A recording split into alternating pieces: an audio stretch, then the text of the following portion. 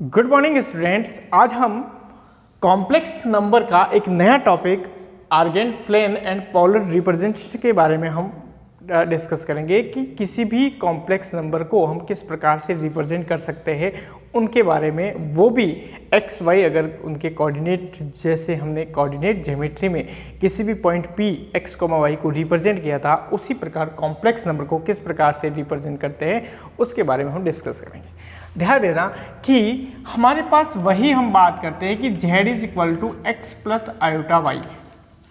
अगर आपको x plus iota y है तो यहाँ पर इसको अगर रिप्रेजेंट करना है तो तरीका आप सिंपल इसको आर्गेंट प्लेन या कॉम्प्लेक्स प्लेन की हम बात करें तो वही तरीका x को, जैसे कि ये पॉइंट P है, वो x कॉमा वाई को रिप्रेजेंट करता है, जहाँ जो x एक्सिस है वो इसका रियल एक्सिस कहलाएगा, वही वो y है उसका इमेजरी एक्सिस कहलाएगा। अब यहाँ पर ये पॉइंट P जैसे कि ये हो गया। अब हम एक सिंपल बात करें कि अपने पास z is equal to 1 plus 3 iota है, तो इसके लिए हम a पॉइंट लिख ले जिसका रियल पार्ट 1 हो गया, इमेजरी 3 हो गया। तो ये पॉइंट हम यहाँ पर हम इसको a को रिप्रेजेंट कर सकते हैं कि x का 1 y का 3। सपोज करो ये 1 है और यहाँ पर 3, तो ये a को रिप्रेजेंट कर। अगर z equal to -1 plus 3 iota है जो b पॉइंट है, तो उसके लिए ये वैल्यू ये हो जाएगी, ये b। तो इस टाइप से हम इसको, ये इसका o ओरिजिन पॉइंट हो गया। अब यहाँ पर ये वैल्यू जैसे कि, तो अपने पास ध्यान रखना है कि किसी भी the plane having a complex number assign to each its the point is called the complex plane of Argand plane. तो यह क्या है, यहाँ पर जिस पॉइंट को हम असाइन करते हैं उस प्लेन को हम कौन सा प्लेन करेंगे, या तो कॉम्प्लेक्स प्लेन की बात कर सकते हैं ये, या आर्गेंट प्लेन की हम बात करते हैं। तो किसी भी पॉइंट को सिंपल तरीके से बस यही दे गए हैं कि z equal to x plus iota y है, तो इसका एक पॉइंट P को इस प्रकार से रिप्रेजेंट किया जाता है। 1 प्लस आयोटा वाई है तो इसको रिप्रेजेंट के लिए हमने एक पॉइंट बनाया 1 कोमा वाई। और जो हमने यहाँ पर जो हमने 10th में पढ़ा था किसी भी पॉइंट को रिप्रेजेंट करने के लिए, तो वो तरीका आपको लगाना है। उसके आगे हम बात करते हैं कि उसका polar representation of complex number क्या होगा, तो उसको हम स्पेशल कंडीशन में हम फाइंड करेंगे। उससे पहले अगर हमारे पास ये P पॉइंट है, O से P की हम बात करें, इस O से P, तो O से P को रिप्रेजेंट करने का तरीका क्या हो गया अपने पास, यहाँ पर root of x square minus y square. ये डिस्टेंस हो गई इस पॉइंट से O से P की डिस्टेंस हो गई root of x square plus y square, जहाँ एक्स स्क्वायर अपने को रिप्रेजेंट करेगा मॉडुलस ऑफ z को। अगर ये z है तो मॉडुलस ऑफ z कैसे फाइंड किया जाता है, ये हो जाएगा root of x square minus y square. तो यहाँ से यहाँ की इसकी डिस्टेंस को हम मॉडुलस ऑफ z से भी फाइंड कर सकते हैं। तो इस तरीके से हो गया।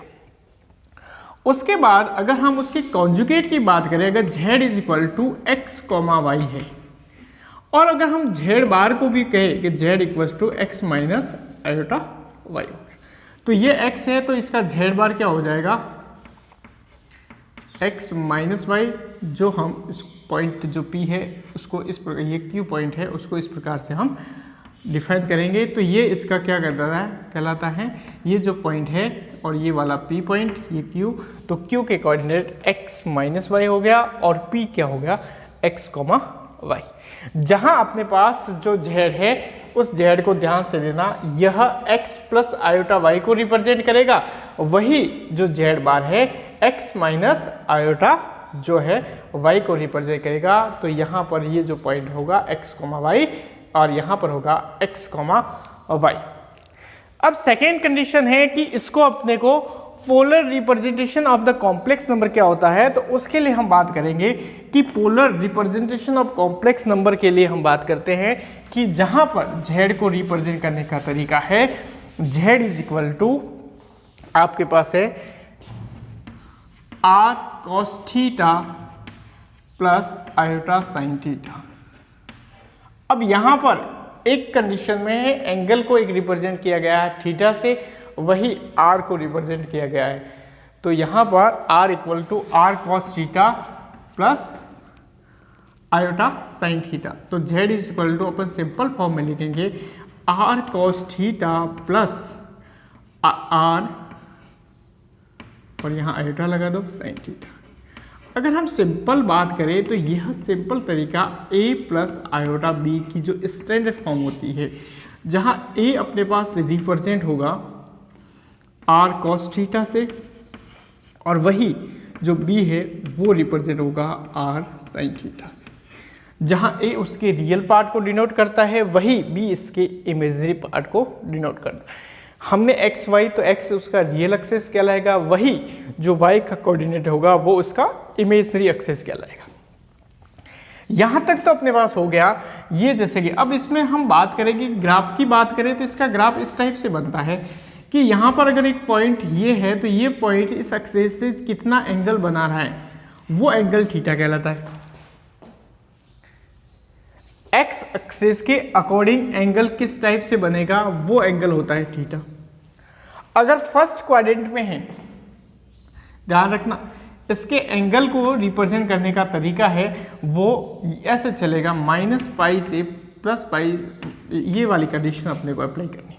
माइनस पाई से प्लस पाई में अगर हम थीटा को ले तो क्या कंडीशन होगी, तो फर्स्ट अगर थीटा फर्स्ट क्वाड्रेंट में है, ध्यान देना, अगर थीटा आपके पास वैल्यू फर्स्ट क्वाड्रेंट में आ रही है तो उसको डायरेक्टली उसका आंसर लिखना है कि थीटा कितना होगा।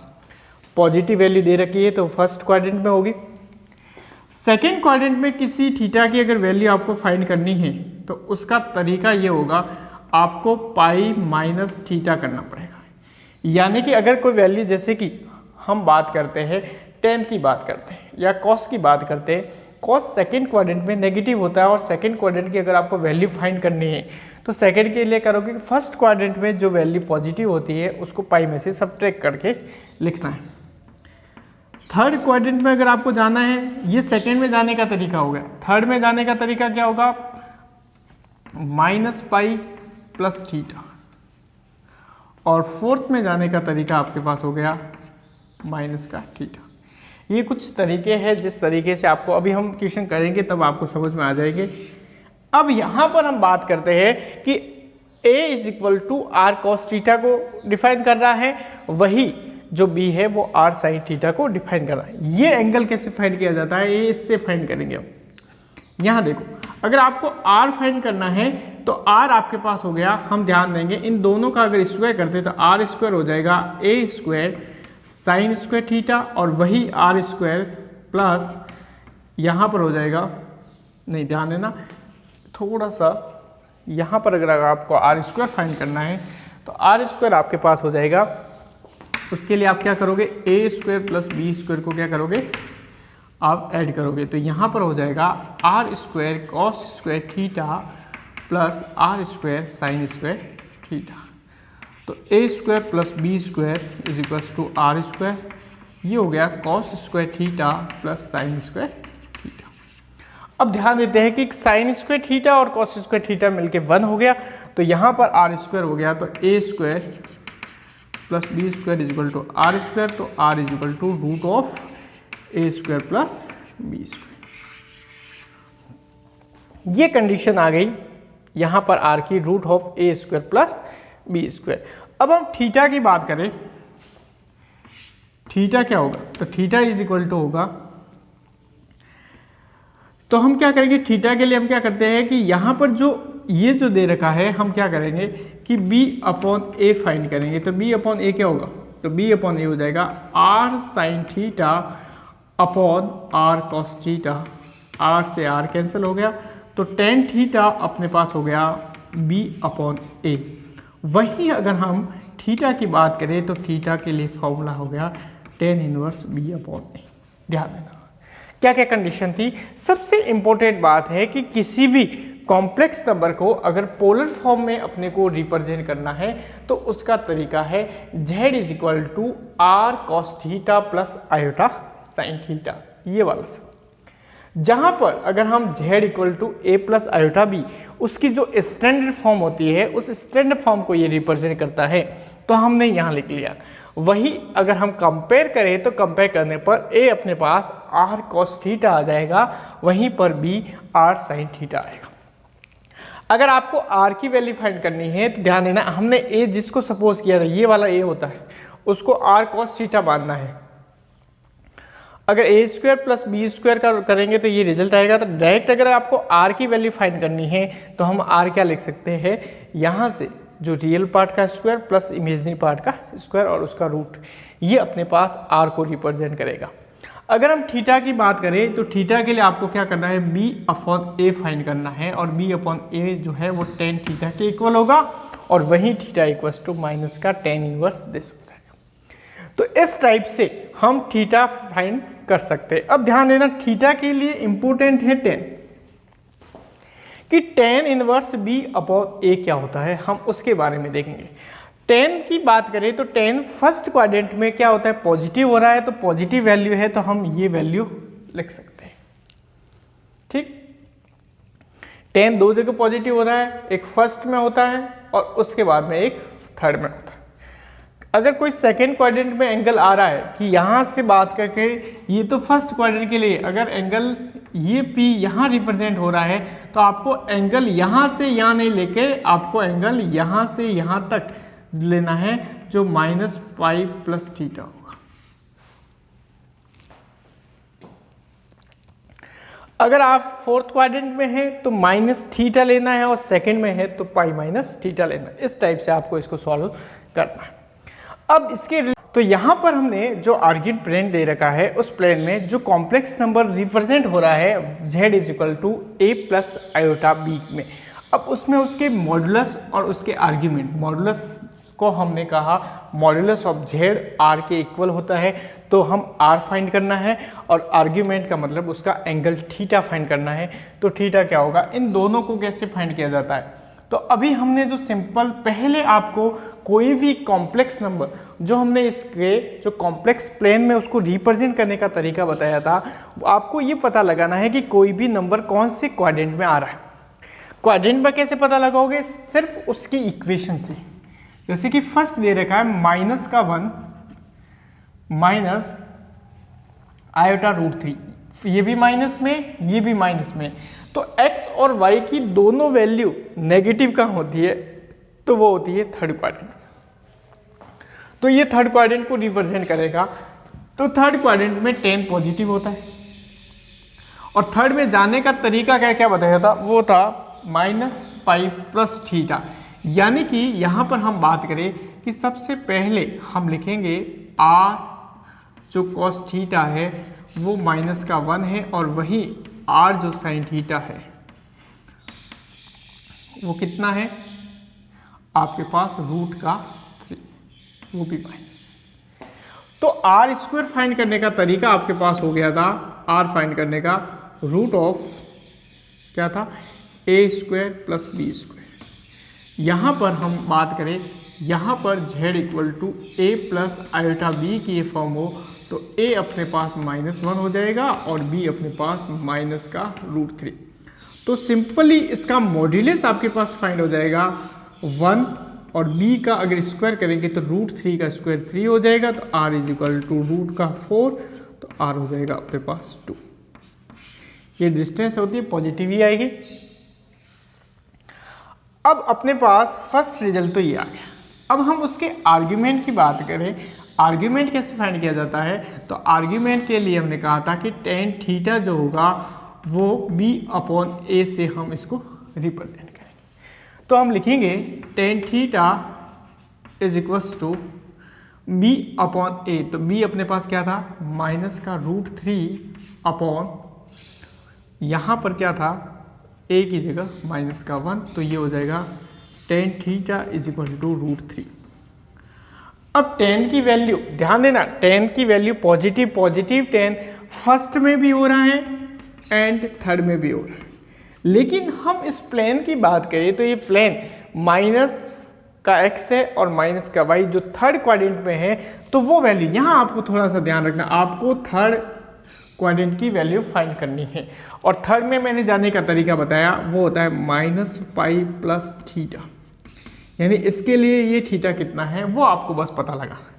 तो हम जानते हैं कि टेन थीटा के लिए थीटा क्या हो जाएगा, यानी कि 10 अगर हम 60 की बात करें तो tan 60√3 होता है, यानी कि थीटा की जगह पाई बाय अगर आप 3 रखते हो तो आपके पास √3 आएगा। तो यहाँ पर लिखेंगे -पाई प्लस पाई बाय 3, तो ये हो जाएगा -3 pi plus pi upon 3 LCM लेने पर, तो फाइनल रिजल्ट आएगा 2 पाई बाय 3।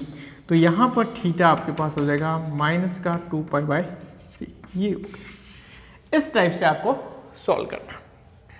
अगर हम इसके सेकंड क्वेश्चन की बात करें, ये भी सेम सिंपल ही होगा। वापस डायरेक्ट आर क्या हो जाएगा, रूट ऑफ फर्स्ट का स्क्वायर सेकंड का स्क्वायर। ध्यान दो ये माइनस है, यह प्लस है, तो इसका मतलब फोर्थ क्वाड्रेंट में अपने को ले जाना, नहीं सेकंड क्वाड्रेंट में x negative y positive, second quadrant में क्या वैल्यू होगी वो फाइंड करना है। और सेकंड के लिए तरीका था पाई माइनस थीटा। देखो कैसे फाइंड होता है अपन देखते हैं।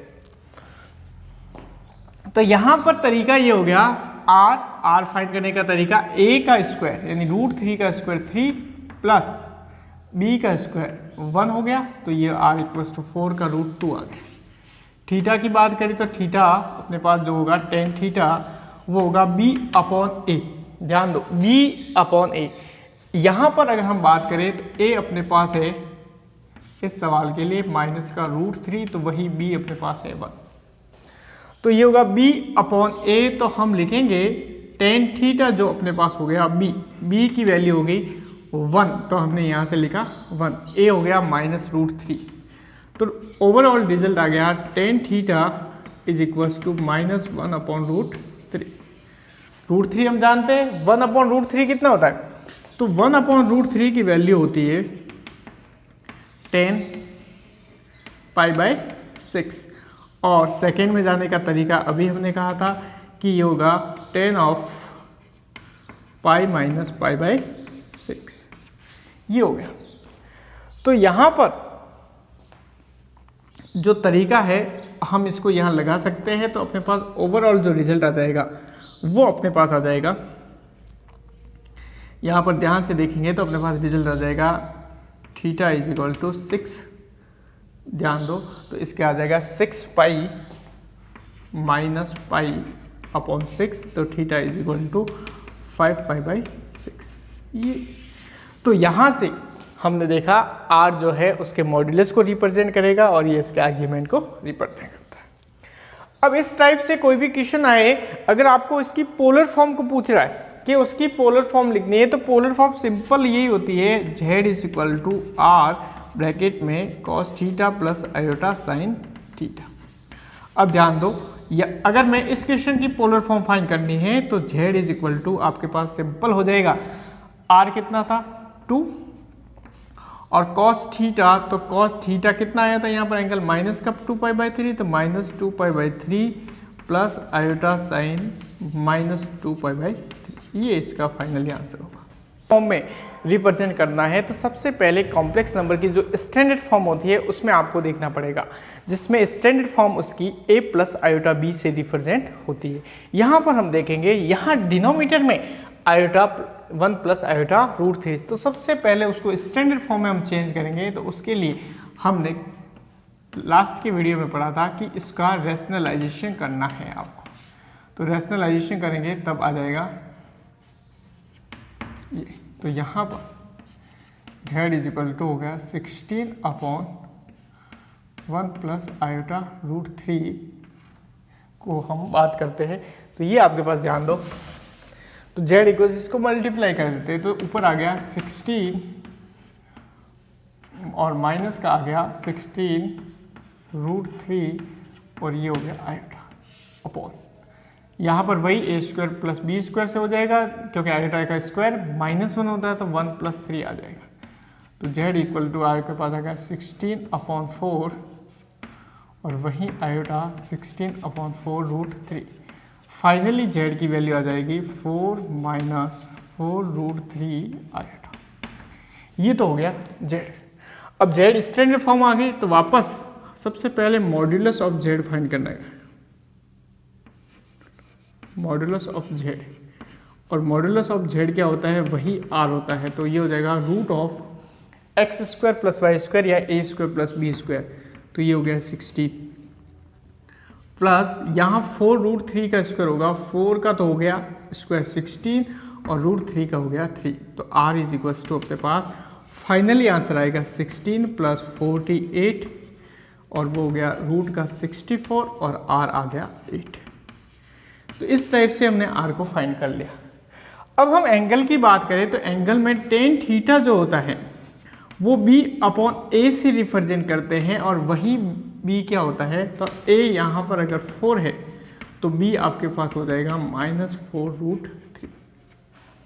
ये तो हो गई। दूसरी बात ये है कि यहाँ पर ध्यान से देना x पॉजिटिव है और y की वैल्यू नेगेटिव है, इसका मतलब फोर्थ क्वाड्रेंट होगा। अब फोर्थ क्वाड्रेंट क्या होता है वो हम देख लेते हैं। तो यहाँ पर जो टेन थीटा हो जाएगा वो टेन थीटा अपने पास हो जाएगा, b की वैल्यू हमने रखी -4√3 और वही a की वैल्यू हो गई 4, 4 से 4 कैंसिल, तो आपके पास जो टेन थीटा आ गया वो टेन थीटा हो गया -√3। तो ध्यान देना √3 टेन की कौन सी फोर्थ क्वाड्रेंट में, डायरेक्ट माइनस यहाँ लगा लो और ये जो वैल्यू है वो लिख लो, तो ये आ जाएगी, ये हो जाएगा 10 पाई बाय कितना हो गया √3 के लिए 3। अब ध्यान से देना यहाँ पर टेन थीटा फोर्थ क्वाड्रेंट में जाने का तरीका, इसको क्योंकि टेन ऑफ -π/3 भी ये दोनों कैंसिल हो गए। देखो फोर्थ में अगर आपको जाना है और यहाँ माइनस लगा हुआ है तो टेन ऑफ -θ करना है, क्योंकि -θ में इसको चेंज करना है। अगर अपने को सेकंड में जाना था, सेकंड में जाने का तरीका क्या था, π-θ, तो यहाँ पर इस माइनस को आपको रिफ्रेश करना है तो यहाँ π-θ करना पड़ेगा। अगर क्वाड्रेंट कौन सा आ रहा है, सेकंड आ रहा है, तो फोर्थ आ रहा है तो -θ से रिप्लेस करना है, थर्ड आ रहा है तो -π+θ से आपको इसको रिप्लेस करना है। तो यहाँ थीटा भी आ गया अपने पास, r भी आ गया, तो हम मॉड्यूलस ऑफ z की बात करें वो आ गया। तो यहाँ इसकी जो पोलर फॉर्म होगी तो इसकी पोलर जो फॉर्म होगी उस फॉर्म को हम r जो है वो cos theta plus iota sine theta की फॉर्म में होती है, तो ये z होती है। तो हम z is equal to r जो है अपने पास 8 आ गया, cos थीटा π/3 आ गया, तो cos of -π/3 plus iota sine of minus का π/3। अब ये तो सिंपल। अब इस टाइप से जैसे कि क्वेश्चन ये आप कर सकते हो, अपन एक्सरसाइज का एक सवाल करें, सिंपल सी क्वेश्चन है कि 5 -1 -i। देखने पर ही लग रहा है कि ये अपने पास थर्ड क्वाड्रेंट का है, क्योंकि दोनों नेगेटिव हो गए। r फाइंड करने का तरीका, a अपने पास -1 हो गया, b अपने पास -1 हो गया, r हो गया √a² प्लस b², तो r हो गया √2। सिंपल, -1 का स्क्वायर प्लस -1 का स्क्वायर। थीटा की बात करें तो थीटा अपने पास क्या हो जाएगा, tan theta is equal to b/a -1/-1 plus का 1। ध्यान देना दोनों नेगेटिव है तो नेगेटिव में जाने का तरीका ये हो गया 10 π/4। लेकिन अपने को अगर हम कैंसिल करेंगे तो फर्स्ट क्वाड्रेंट में डिजिट लाएगा, फोर्थ में जाने के लिए हमको यहाँ पर लिखना पड़ेगा 10 of -π plus theta plus theta, theta की जगह हम लिखेंगे π/4 ये। तो यहाँ पर 10 कैंसिल, तो थीटा इक्वल्स टू -4π प्लस π/4, तो थीटा की वैल्यू आ जाएगी -3π/4। और इससे हम वापस डायरेक्ट z लिखेंगे तो z क्या होगा, r, तो r की जगह यहाँ रिजल्ट आ गया √2। फिर cos थीटा, तो cos 3π/4 plus iota sine theta, तो साइन -3π/4 ये आ गया फाइनल। अगर हम माइनस आयोटा की बात करें तो माइनस आयोटा 8 नंबर का क्वेश्चन है कि आयोटा ओनली, तो आयोटा का लिखने का तरीका z इक्वल्स टू 0 + 1 आयोटा, जहां a की जगह 0 हो जाएगा और b की जगह 1 हो जाएगा, r 1 हो जाएगा और ये पॉजिटिव है, तो tan theta is equal to b/0, जो इनफाइनाइट होता है तो ये थीटा की जगह क्या हो जाएगा π/2। तो यहाँ पर डायरेक्ट इसकी हम बात करें तो z इक्वल टू 1 r हो गया, फिर cos π/2 प्लस आयोटा साइन π/2। ये आपके पास रहेंगे। इस टाइप से जो क्वेश्चन आते हैं एग्जाम में, एक इस टाइप का क्वेश्चन आएगा कि कोई भी जो कॉम्प्लेक्स नंबर है उसको पोलर फॉर्म में किस प्रकार से सॉल्व किया जाता है। तो ध्यान रखना कि किसी भी कॉम्प्लेक्स नंबर को अगर आपको पोलर फॉर्म में चेंज करना है तो सबसे पहले उसका मॉड्यूलस फाइंड कर लो, मॉड्यूलस के बाद में उसका आर्ग्यूमेंट थीटा एंगल फाइंड कर लो, और थीटा और मॉड्यूलस की जो भी वैल्यू आ रही है उसको इसकी standard form r cos theta plus iota sine theta में पुट कर दो, आंसर आ जाएंगे। आज की क्लास के लिए इतना ही। नेक्स्ट वीडियो में और एक नया टॉपिक पढ़ेंगे। धन्यवाद।